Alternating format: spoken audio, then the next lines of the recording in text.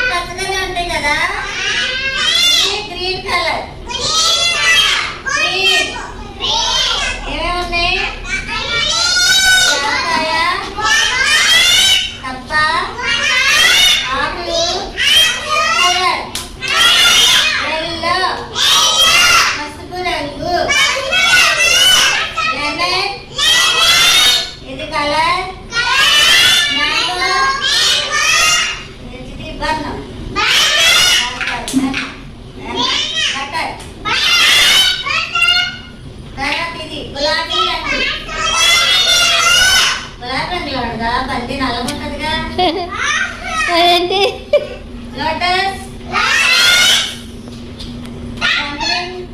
తెల్లగా ఉన్నాయి.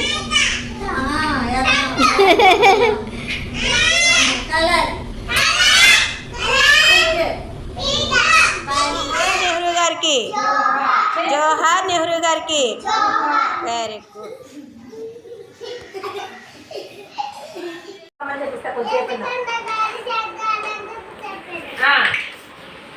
అప్పుడు ఇలా ఇలా ఇలా వెళ్తూ ఉంటే అక్కడ ఇంత కుండ కనిపించిందంట. ఆ కుండలో నీళ్లు అడుగుతున్నాయంట.